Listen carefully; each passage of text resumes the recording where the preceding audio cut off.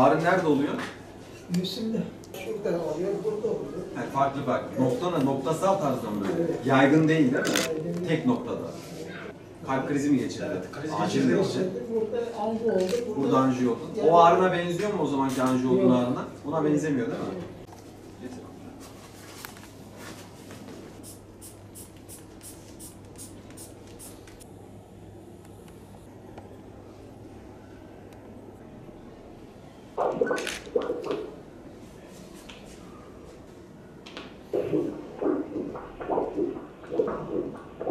Artan hava sıcaklıkları ile birlikte özellikle kalp damar hastaları, tansiyon hastaları artan bir yükle karşı karşıya kalmış oluyorlar. Özellikle hava sıcaklarının artışıyla birlikte havada artan nem oranıyla beraber vücudun sıcaklık düzenlemesi için terlemeyi devreye sokmasından dolayı bu hastalarımız aşırı sıvı kaybıyla karşı karşıya kalıyorlar. Aşırı sıvı kaybı olduğu durumda da bu hastalarımızda tansiyon dengesizlikleri, çarpıntı, ritim düzensizlikleri gibi problemler ortaya çıkabiliyor. Aynı zamanda terleme ile birlikte mineral kaybı, sıvı kaybı, kanın akışkanlığının azalmasına yol açıp buna bağlı olarak da kalp krizi riskini de arttırıyor. Özellikle sıcak havalarda artan her 5 derece ile birlikte kalp damar hastalarının %5 daha fazla kalp krizi riskiyle karşı karşıya kaldığı yapılan çalışmalarda ortaya konmuştur. Dolayısıyla bu sebepten dolayı bu hastalarımızın dikkat etmesi gereken bazı durumlar var.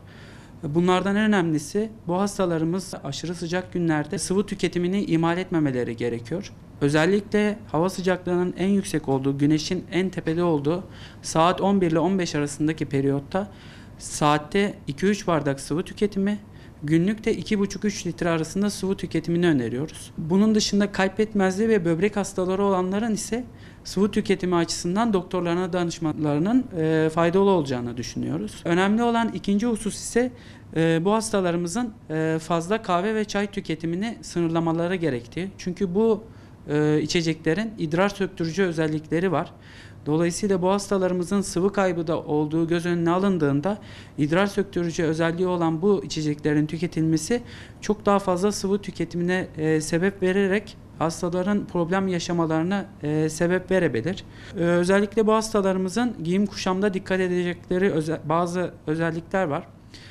Pamuklu giysiler giymeleri gerekiyor. Açık renkte ve ince giysileri tercih etmeleri gerekiyor. Geniş yelpazeli şapka kullanımı, güneş kremi, güneş gözlüğü kullanımını ve rahat ayakkabı giymelerini tavsiye ediyoruz. Çok mecbur olmadıkça saat 11 ile 15 arasında bu hastalarımızın dışarıya çıkmamalarının önemli olduğunu düşünüyorum. Sportif faaliyetleri, aktiviteleri akşam gerçekleştirmelerini, 90 dakika ile sınırlı tutmalarını ve ağır efor sarf etmemeleri gerektiğini, spor yaparken de fazla sıvı tüketimini ihmal edilmemesi gerekiyor. Diğer önemli bir husus ise bizim klinik pratikte bu hastalarımızın kullandıkları ilaç dozlarına dikkat etmeleri gerekiyor. Çünkü bu hastalarımız sıvı kaybı ile beraber bu tarzda tansiyon dengesizliklerine yatkın hale geliyorlar. Kullandıkları ilaçlarda doz azaltımına gidilmesi gereken durumlar ortaya çıkabiliyor. Özellikle tansiyon ilaçları kalp yetmezliğine bağlı kullanılan idrar söktürücü ilaçların doz azaltımına gidilebiliyor. Bu sebeple sıcak yaz aylarında sıcaklıklar artmadan doktorlarına başvurup ilaç dozlarının ayarlamasının önemli olduğunu düşünüyorum. Yine diğer bir husus da hastaların beslenmeleri ile ilgili.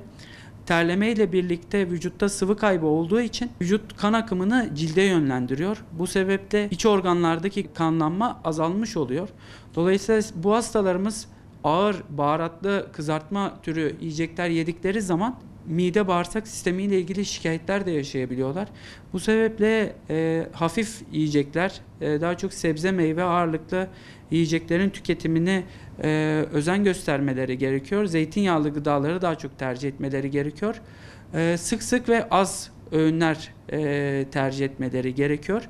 Ve yine aynı zamanda sulu besinlerin daha çok tercih edilmesi bu hastalarımızın sağlığı açısından önemli olduğunu düşünüyorum. Özellikle kalp yetmezliği hastalarında maden suyu kullanımını çok önermiyoruz bu dönemde. Çünkü yüksek sodyum içeriği olduğu için Onlarda kalp yetmezliği şikayetlerini arttırabilir. Yine tansiyon hastalarında da çok fazla maden suyu tüketimini önermiyoruz. Özellikle çok şeker yüklü sıvıların kullanılması da bu şekilde hani şikayetleri arttırabilir.